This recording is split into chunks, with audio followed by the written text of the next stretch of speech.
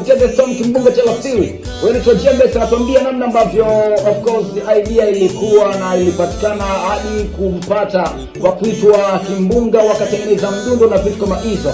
Kupitia The Storm Kimbunga cha Lasiri atusanua.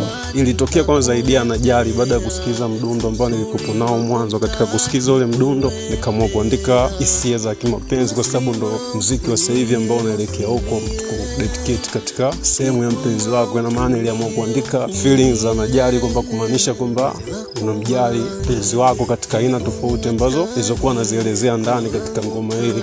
Kusikiliza mdundo kuna namna ambavyo Kimbunga unamsikiliza, ukimsikiliza kwa sikio ambalo ni la tatu, tunasema hivyo, si ndio? Unaweza kuna kitu ukakigundua. So mimi nikataka kujua changamoto gani ambayo walipitia wakati wako studio wakiwa wanaitengeneza hiyo ngoma na vitu kama hizo kwa upande wake, lakini pia kwa upande yule ambaye alimpa featuring, ndio ilikuwa aje na changamoto gani ambayo alipitia kupitia different technology.